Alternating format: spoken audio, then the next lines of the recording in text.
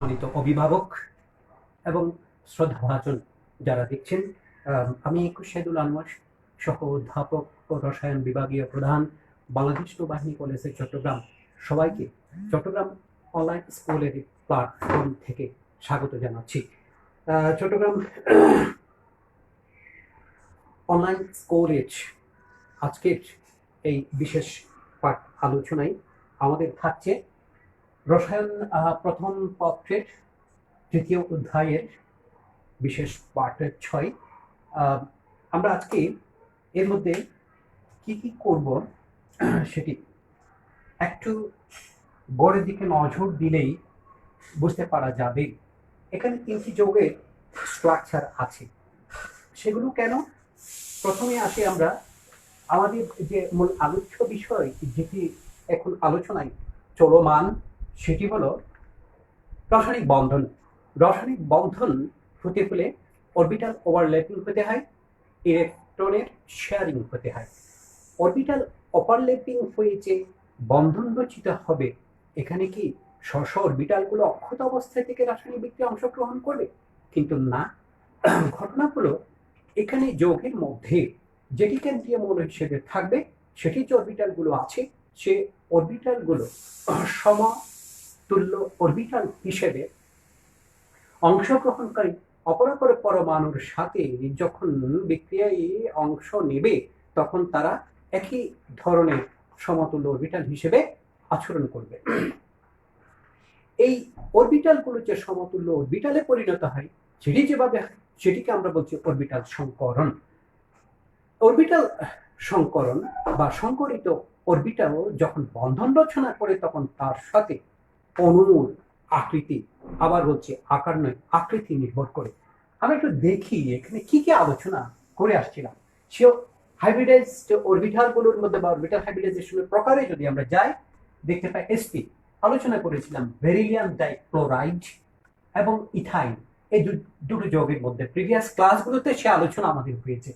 তারপরে sp2 যে সমস্ত যৌগের মধ্যে তার অস্তিত্ব বিদ্যমান, বোরন ট্রাইক্লোরাইড, এই যে আমরা এখানে লক্ষ্য করছি, আর এটি হলো ইথিন যৌগটি। এই দুটোর মধ্যে তার অস্তিত্ব, সেটি নিয়ে আলোচনা হয়েছে। এরপর sp3, বিগত পাঠালোচনায় আমরা মিথেন যৌগটিকে উদাহরণ হিসেবে নিয়ে সেটিও আলোচনা করেছি। আজকে স্বভাবত এই সমস্ত অরবিটাল হাইব্রিডাইজেশন গুলো আলোচনা প্রয়াস পাবো আমরা। সেগুলো হচ্ছে যথাক্রমে dsp2 অথবা sp2d হতে পারে, আবার dsp3 আবার sp3d হতে পারে, sp3d2। এগুলো কোন কোন অণু কিংবা আয়নের মধ্যে বিদ্যমান, সেগুলো আমরা একটু আলোচনা করব। এবার আমরা একটু চলে যাচ্ছি সে বিষয়ে। এখানে লক্ষ্য করছি আমরা 3টি স্ট্রাকচার।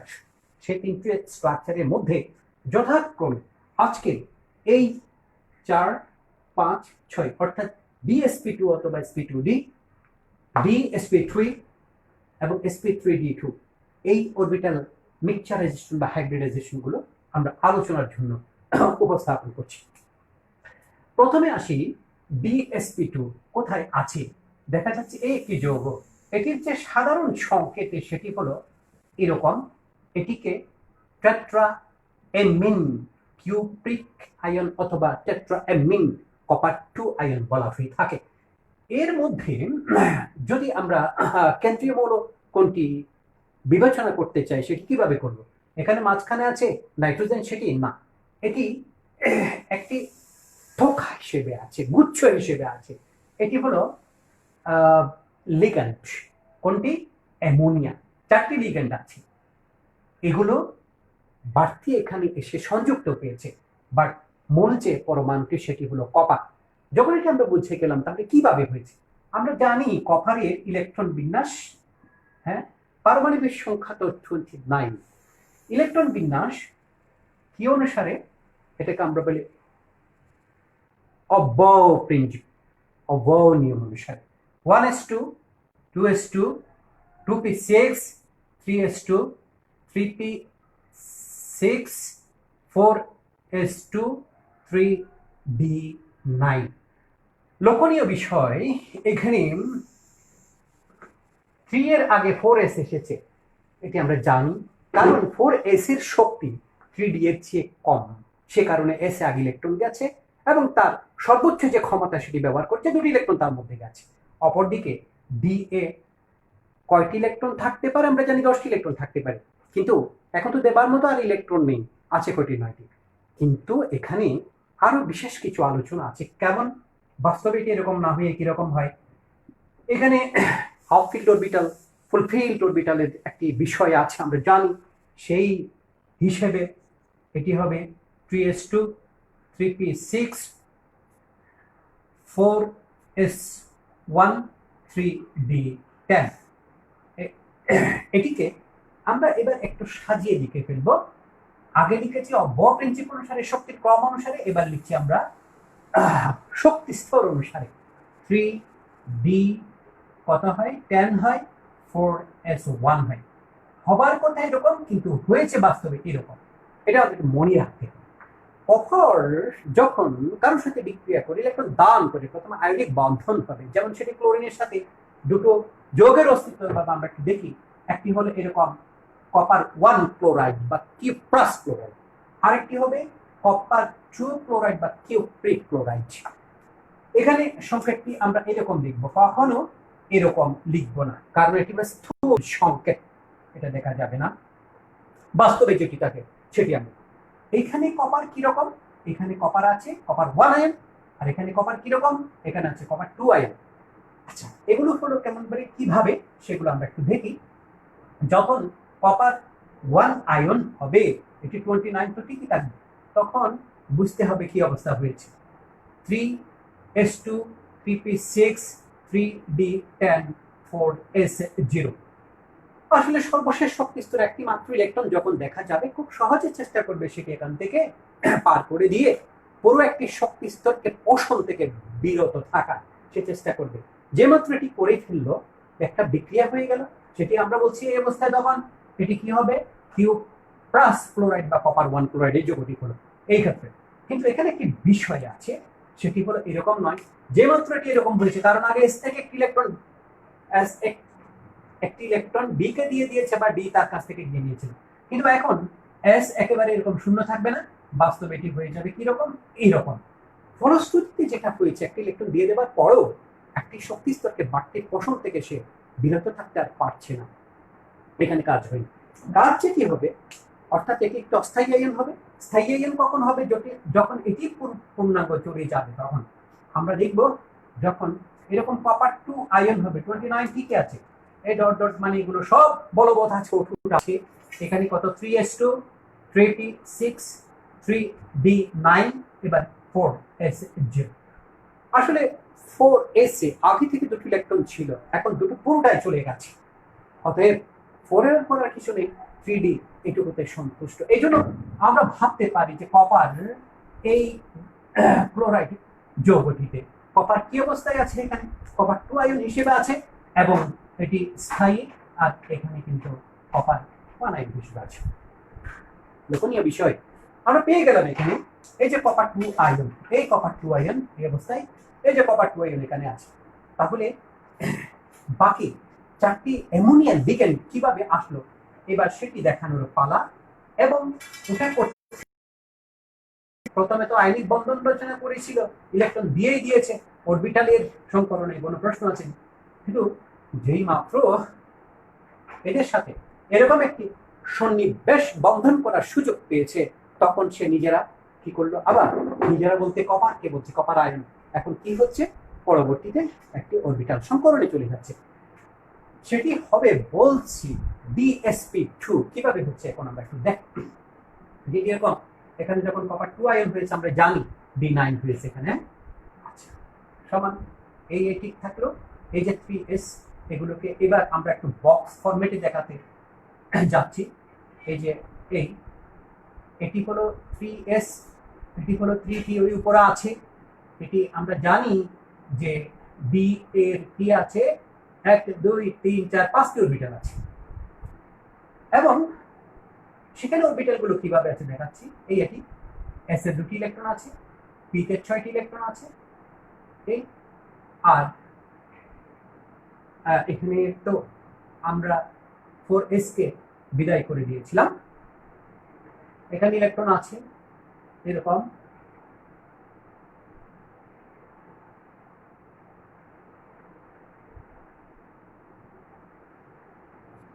এবং এই একটি। এবার আমরা কি জানি যে কি আছে এরপরে 3d9, পরে সাথে ছিল 4p। এগুলো কাছাকাছি শক্তির অরবিটাল। যখন এই কপার আয়নটি অ্যামোনিয়াকে বিক্রিয়ায় অংশগ্রহণ করার সুযোগ পাচ্ছে, তখন দেখার সাথে স্টিমুলেটেড হয়ে সে এই কাজটুকু করলো। কি কাজটুকু করলো? অরবিটাল হাইব্রিডাইজেশনে গেল। কেমন হাইব্রিডাইজেশনে গেল? এই যে পাশাপাশি 4s যেটি আছে সেটিকে আহ্বান জানালো, তারপরে 4p কেও বলে যে তুমি আসো, এবার আমরা একটা অ্যারেঞ্জমেন্টে যাব। এটি হলো 4p। এখন যেটা হচ্ছে সেটি হলো এই যে ডি, এই এদের মধ্যে একটা কাজ হবে। কি কাজ হবে? অরবিটাল সংকরণ হবে।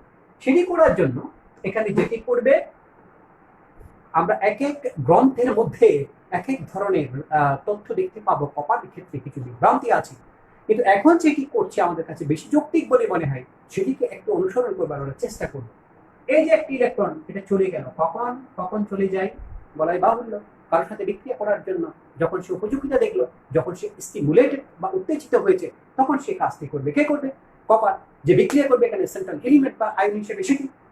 আমরা এবারে কি দেখবো এদের মধ্যে কি হয়েছে। এখন দেখতে পাচ্ছি এটি যখন ওখানে চলে গেছে, আমার আরেকটি লাইন দেখা থেকে এখন আমি একটু বিরত থাকতে পারবো। তখন হয়েছে ইলেকট্রনটি এই জায়গা থেকে যখন এইখানে চলে গেল, তখন 1 2 3 4 মাঝখানে ব্যারিকেড দিয়ে 4টি অরবিটাল, অর্থাৎ সে ওই পাশে চলে গিয়ে ব্যারিকেড দিয়ে বলছে মাঝখানে এগুলো আমার দখলে আছে, এখানে তোমরা এসে ইলেকট্রন আদান প্রদানের মাধ্যমে বিক্রিয়া করতে পারো। তাহলে হয়েছে কি, কয়টি অরবিটাল? এই যে এটি কি ছিল? স্পষ্ট, এটি কিন্তু ডি।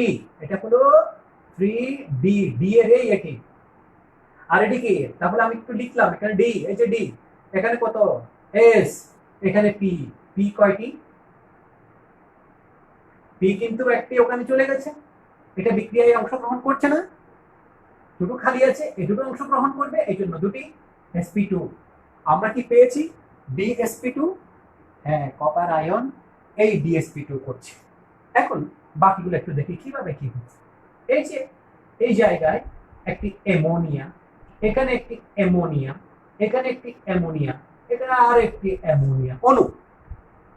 অ্যামোনিয়া অণুর নাইট্রোজেনের মধ্যে আমরা জানি যে এভাবে লোন পেয়ার অফ ইলেকট্রন আছে, লোন পেয়ার অফ ইলেকট্রন আছে নাইট্রোজেনে একটি করে। সেই একটি করে লোন পেয়ার অফ ইলেকট্রন দেখা যায় এই ভ্যাকেন্ট অরবিটাল হাইব্রিডাইজড।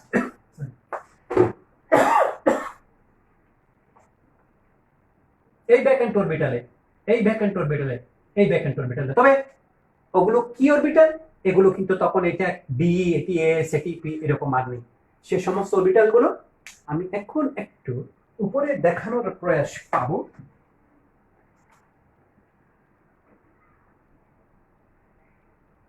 সেগুলো প্রত্যেকটি হয়ে যাবে এই যে dsp2, dsp2, dsp2, dsp2, অর্থাৎ এই অরবিটাল, এই অরবিটাল, এই অরবিটাল।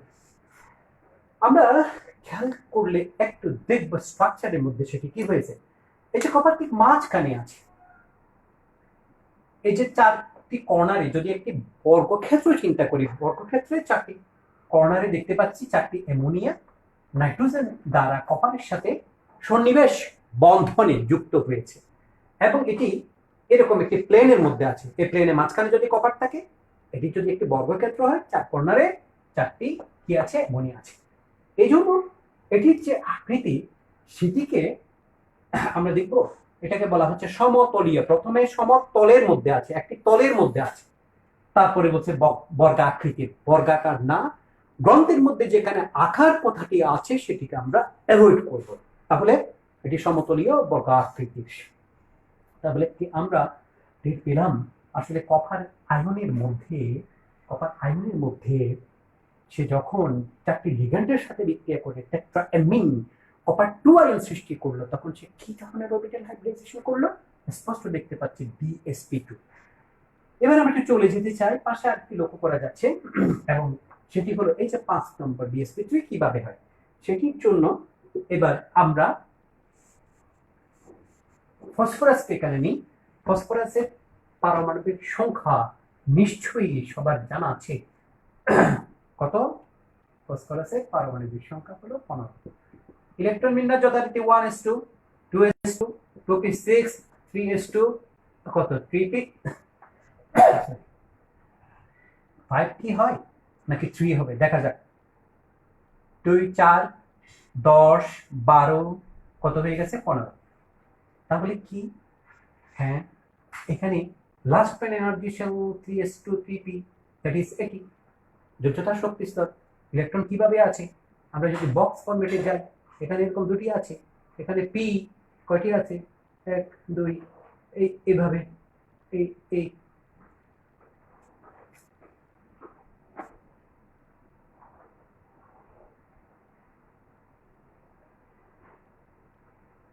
আসলে কি হয়েছে 4 4 10 12 এটা কি 5 হলে কত হয় 17 হয়।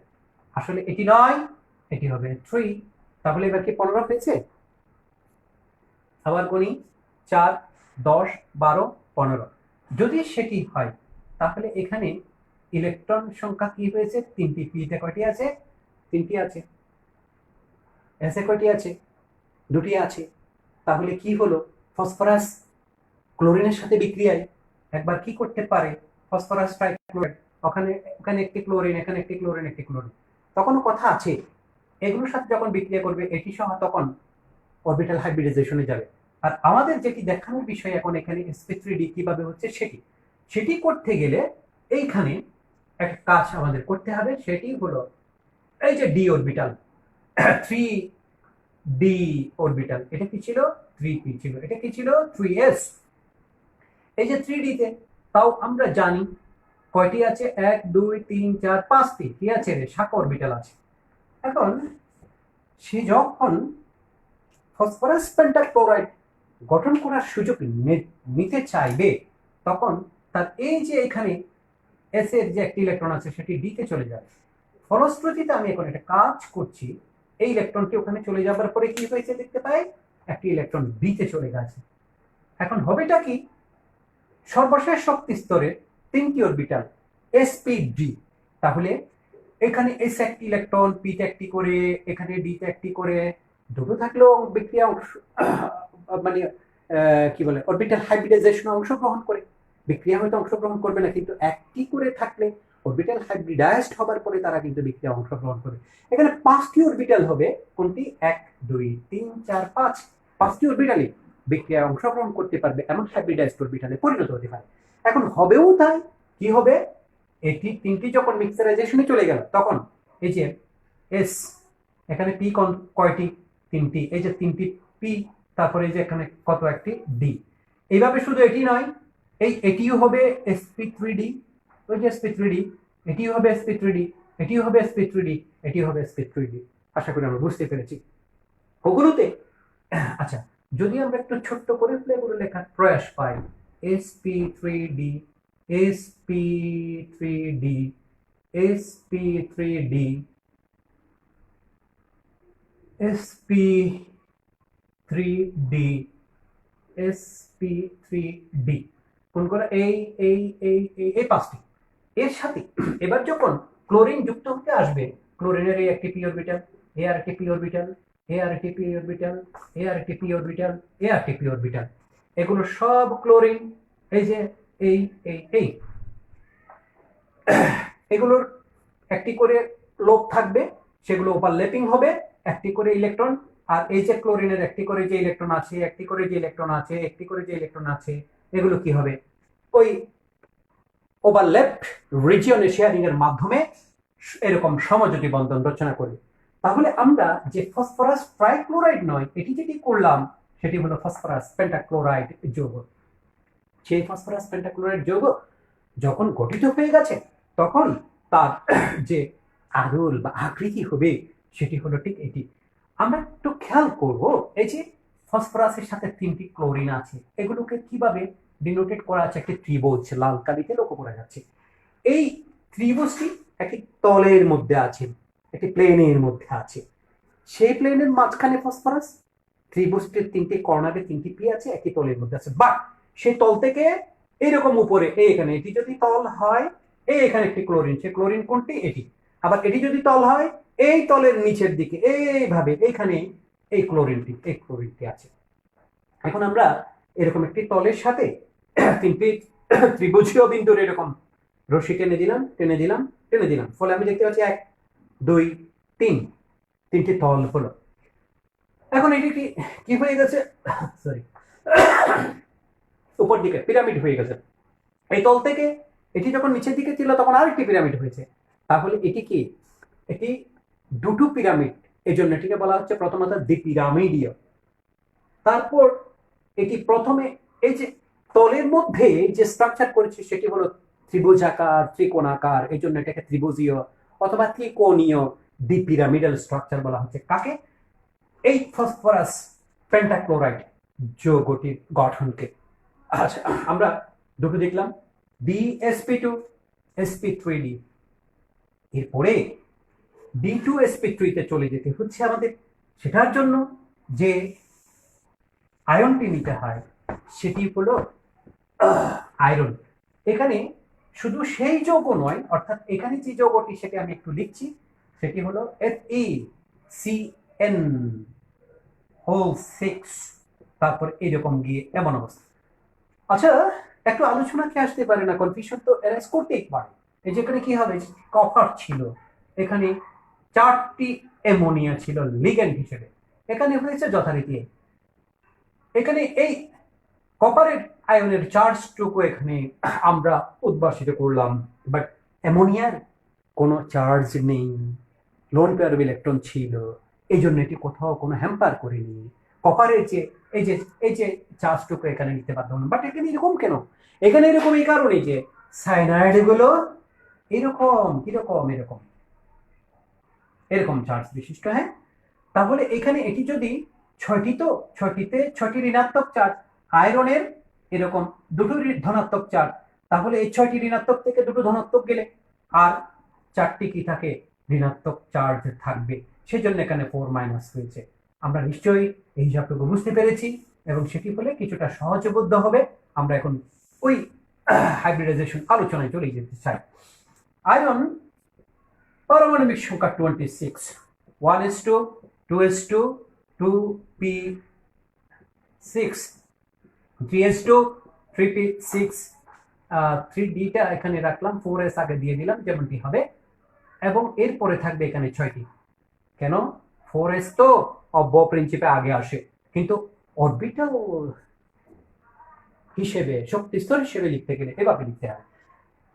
আচ্ছা, এখানে যখন এটি এই আয়নটি হয়ে গেল, তখন তো 2টি ইলেকট্রন চলে গেল। কোথেকে চলে গেল? দুটি চলে গেল। একটু লাল খালিতে হোক, দুটি চলে গেল। দুটি যদি চলে যায় তাহলে লিখতে হবে না এ পর্যন্ত। এটি হলো ওই 3s2 3p6, এখন 3d6 হলো। আসলে সর্বশেষ শক্তি স্তর থেকে ইলেকট্রন চলে যায়, কারণ ও দুটি ইলেকট্রন চলে গেলে পুরো বিশাল একটি কক্ষপথকে পোষণ করা থেকে ওটি বেঁচে যায়। হ্যাঁ, আকারটি ছোট হয়, বেশি নিরাপত্তা লাভ করে, যুক্তি যেন ঠিক এরকম। তাহলে এরকম যখন হয়েছে সেটি হলো আয়রন 2 আয়ন। এখন আয়রন 2 আয়ন 6টি সায়ানাইড আয়নের সাথে আবার বিক্রিয়া করবে, সন্নিবেশ বন্ধন রচনা করবে সায়ানাইড আয়ন। এগুলো আয়ন হিসেবে কিন্তু লিগ্যান্ড। আচ্ছা, এখন কি হয়েছে, সেটি ফার্দার বিক্রিয়া করবার সুযোগ যখন দেখতে পেল, তখন তার মধ্যে একটা রিঅ্যারেঞ্জমেন্ট খেলে যাবে, স্টিমুলেশনের মাধ্যমে সেটি সম্পন্ন করবে সে। কেমন? এই যে পাশাপাশি তখন আবার 4s কে আমন্ত্রণ জানাবে, 4p কেও সে আমন্ত্রণ জানাবে, কারণ 3d 4s 4p কাছাকাছি শক্তির অরবিটাল। এইবার এইগুলোর মধ্যে একটা কাজ হবে, আমরা সেটা দেখতে চাই। কি হচ্ছে?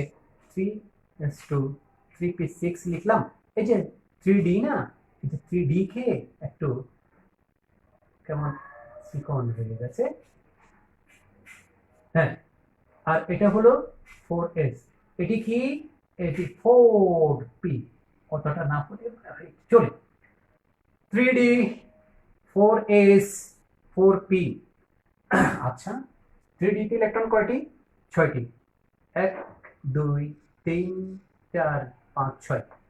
এখন সেটি কি হবে, কি করতে পারে? 6টি ইলেকট্রন কোথায় যাবে? আমরা আয়রন 2 আয়নের কথা বলছি।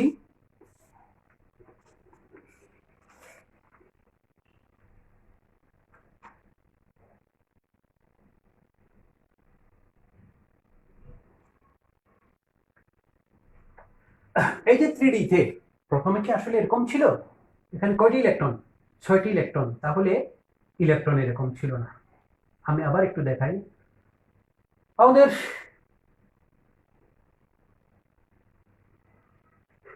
নিয়ম আছে, পলির বর্জন নীতি। সে বর্জন নীতিতে এখানে ইলেকট্রন প্রথমে কিভাবে গেছে? একটি একটি করে যাবে। ইলেকট্রন কিন্তু এখানে যাবে যে 6টি গেল। কয়টি আছে? 6টি আছে। 3D তে কোথায় আছে? এই যে এখানে আছে, আমরা লক্ষ্য করছি 6টি ইলেকট্রন এভাবে যাবে, এভাবে থাকবে। কিন্তু যেই মাত্র এই যে সায়ানাইড আয়নদেরকে দেখতে পেল না, তখন এরা একটা কাজ করে বলে যে তোমরা একটা কাজ করে এখানে চলে আসো। এখানে কয়টি ছিল? ডি তো 5টিতে 6টি ইলেকট্রন, সরি সেটি এরকম ছিল না, ঠিক এরকম ছিল 6টি, 1 2 3 4 5 6। তখন হয়েছে কি, এই ইলেকট্রনটি এখানে চলে আসলো, এটি এখানে চলে আসলো, ফলে এই আমি যে প্রথমে লিখেছিলাম এই অবস্থা হয়েছে। এখন দেখ, এই যে প্রায় সমশক্তি, এই যে কয়টি অরবিটাল? 1 2 3 4 5 6টি অরবিটাল। এই 6টিকে সাথে নিয়ে মিক্সচারাইজেশন করলো বা মিশ্রণ করলো, করে সমতুল্য 6টি অরবিটাল উৎপন্ন করলো। এবং সেখানে আমরা লক্ষ্য করছি এখানে ডি আছে কয়টি? 2টি। ডি কয়টি? 2টি। 1 2। এস কয়টি? 1টি। পি কয়টি? 3টি। তাহলে কি হলো, আমরা কি উপরের সাথে মিল পাচ্ছি? D2sp3, D2sp3 হয়েছে কি? এখানে মনে রাখতে হবে প্রত্যেকটি কি, যেমন এটি DSP3, এটি DSP3, এটি DSP3, এটি DSP3, এটি DSP3 এবং এটিও DSP3। একটু ক্লামজি হয়ে গেল, আমি মুছে ফেলবো। বোঝাতে চেষ্টা করা হচ্ছে সবগুলো অরবিটাল এখন কি হয়ে গেছে? এখানে DSP3। এখন সে প্রত্যেকটি মিশ্রিত হাইব্রিডাইজড অরবিটালের মধ্যে এবার কি আসবে? ওই যে সায়ানাইড গুলো আমি একটু লিখছি, সায়ানাইড। আর একটু দেখাই সায়ানাইডটা হয়েছে কিভাবে, কেমন করে এগুলো আসলো। সেটা হলো, হাইড্রোজেন সায়ানাইড একটি যৌগ আছে, আমরা জানি। এই যে এখানে কার্বনের একটি ইলেকট্রন, হাইড্রোজেনের একটি ইলেকট্রন, এই দুটো এরকম সমযোজী বন্ধনে ছিল। যখন এটি বিভাজনে যাচ্ছে, কার্বন হাইড্রোজেনের চেয়ে একটু বেশি ইলেকট্রোনেগেটিভ, ফলে এই ইলেকট্রনটি তার দিকে নিয়ে যাবে। ফলশ্রুতিতে এখানে হাইড্রোজেন আয়ন হলো, আর এই যে সায়ানাইড আয়ন হলো। সায়ানাইড আয়ন কিভাবে হলো? এই যে আমি যদি এমন করে দেখাই, এটি ডট ছিল, এটি ক্রস ছিল, তাহলে এটি ক্রস দিয়ে দেখলাম এই ইলেকট্রনটি নিয়ে এসেছে কার কাছ থেকে? হাইড্রোজেনের কাছ থেকে। তাহলে এই জন্য এটিকে আমরা দিচ্ছি, আসলে এই ঋণাত্মক চার্জটি দিচ্ছি এই ইলেকট্রন যেটি হাইড্রোজেনের কাছ থেকে নিয়ে এসেছে। এখন দেখা যাচ্ছে এক ঝোড়া ইলেকট্রন আছে যেটি কারোর সাথে সন্নিবেশ বন্ধন করতে পারে, বাট সেটি আয়নিক অবস্থায় আছে। আমরা সায়ানাইড আয়নের বেসিক যে স্টেটটা সেটি বুঝে গেলাম কিভাবে এরকম হয়। এখন এই যে একটি সায়ানাইড আয়ন, এটাকে নিচের যে চার্জটা, এই যে কি আছে? লোন পেয়ার অফ ইলেকট্রন আছে। এই যে একটি cyanide, lone pair of electron আছে। এই যে একটি cyanide, lone pair of electron আছে, cyanide, lone pair of electron আছে, cyanide, lone pair of electron আছে, সায়ানাইড। এই যে আরেকটি লোন পেয়ার অফ ইলেকট্রন আছে, সায়ানাইড। এবং এখন আমরা এই ইলেকট্রন এখানে যাচ্ছে, যুগল, এই ইলেকট্রন যুগল এখানে যাচ্ছে, এখানে যাচ্ছে। কখন? বন্ধন যখন রচিত হচ্ছে তখন এটি এখানে যাচ্ছে, এটি কিন্তু এই। ফলশ্রুতিতে এবার লোন পেয়ার অফ ইলেকট্রন গুলো দেখানো একটু আলাদা কায়দা আছে, সেটি হলো এরকম অ্যারো সাইন। এই যে এরকম অ্যারো সাইন আমরা দেখতে পাচ্ছি কিনা, এটিও তাই, এটিও দেখা যাচ্ছে। সেটি সায়ানাইড এইভাবেই কি হয়েছে? আয়রনের সাথে সংযুক্ত হয়েছে, হওয়ার পরে তার যে স্ট্রাকচার হবে, স্ট্রাকচারের সাথে সম্পর্ক আছে, সেটি আমরা একটু দেখি কি হয়েছে। এই যে এখানে স্ট্রাকচারটা স্পষ্টই, এই আয়নটি মাঝখানে আছে, সায়ানাইড সায়ানাইড সায়ানাইড সায়ানাইড। এটা একটা বর্গক্ষেত্র, সে বর্গক্ষেত্র একটি প্লেনের মধ্যে আছে, সে প্লেনের চার কোণাতে চারটি সায়ানাইড, মাঝখানে আয়নটি আছে, এবং সেই প্লেনের উপরে এই যে এখানে আয়রন, আমার এই হাতটি যদি আয়রন হয়, এর উপরে এই যেটি আছে এইখানে একটি সায়ানাইড, এই যে সবুজ অংশটা সায়ানাইড মনে করি, আবার এখান থেকে নিচের দিকে এরকম একটি সায়ানাইড। এখন এরকম যখন এটি থাকছে না, এই এই এই এবং এই চারটি কর্নার থেকে আমরা যদি চারটি রশি এভাবে তার সাথে বেঁধে দিই, 1 2 3 4, কয়টি হলো? 4টি হলো তল। তাহলে এটি হলো এক ধরনের একটি টেট্রাহেড্রাল। আবার নিচে যদি হয় তাহলে কি হবে? প্রত্যেকটি কর্নারের সাথে এটি, তখন কি হয়? 4টি তল হবে। এই জন্যে এটাকে বলা হচ্ছে অষ্টতলকীয় গঠন বিশিষ্ট। কাকে?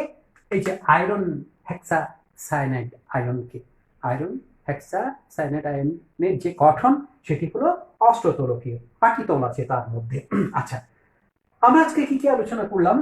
আজকে অরবিটাল হাইব্রিডাইজেশন যে পর্যন্ত আমাদের সিলেবাসে আছে মোটামুটি সেটি শেষ করলাম।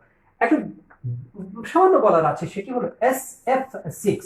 এরকম জটিল আয়ন না দিয়ে আমরা এই যে সালফারের মধ্যে, এই যে সালফার হেক্সাক্লোরাইডের মধ্যেও দেখতে পাবো যে সেই D2sp3, কি জানো? এই যে D2sp3, এই অরবিটাল হাইব্রিডাইজেশনের কি আছে? অস্তিত্ব আছে। কঠিন লাগছে? কঠিন লাগার কিছু না, শুধু আমাদের প্রক্রিয়াতান্ত্রিক ভাবে শুধু একটু বিশ্লেষণে যেতে হবে। আমরা কোনোভাবেই এগুলোকে বাদ দিতে পারবো না। আইনিক বন্ধনে তো ঝামেলা নেই, এবং এটি সংক্ষিপ্ত। অন্য আলোচনা এখানে আছে, বন্ধন কিভাবে হয় সেটি নেই আমাদের সিলেবাসে, কিন্তু সমযোজী বন্ধন তার সাথে সন্নিবেশ বন্ধন ওতপ্রোতভাবে জড়িত। এই দুটো বিশাল আঙ্গিকে আছে, কারণ এগুলোতে এই বিশাল বিষয়গুলো আছে। এই কয় প্রকারের অরবিটাল হাইব্রিডাইজেশন আমাদের সিলেবাসের অন্তর্ভুক্ত, আশা করি আমরা সেটি রপ্ত করতে পারছি বা পেরেছি। আবার একটু দেখা যাক তাহলে আজকের যে DsP2, সেটির এরকম একটা উদাহরণ নিয়ে দেখা গেল, এটিকে টেট্রা অ্যামিন কপার 2 আয়ন বলা হচ্ছে। ফসফরাস পেন্টাক্লোরাইডের মধ্যে sp3d এবং হেক্সা সায়ানো আয়রন 2 আয়নের মধ্যে কি দেখা যাচ্ছে? DsP3, অথবা এখানে এই যে SF6 সালফার হেক্সাক্লোরাইড, এই যৌগটির মধ্যে সেই অরবিটাল হাইব্রিডাইজেশনের অস্তিত্ব আছে। সুপ্রিয় শিক্ষার্থী বন্ধুরা, আজকে সময়ের তাড়ায় আমরা আর বেশি দূর এগোতে পারলাম না। আগামী ক্লাসে আমরা এর প্রলম্বিত অংশ অরবিটাল হাইব্রিডাইজেশন এবং হাইব্রিডাইজড অরবিটাল অণুর গঠনের উপর কিভাবে প্রভাব বিস্তার করে সে বিষয়টি নিয়ে আসবো। আশা করি এটুকু আমরা দেখে রাখবো। সবাই সেই পর্যন্ত ভালো থাকবো এই প্রত্যাশায় আজকের মতো শেষ করছি।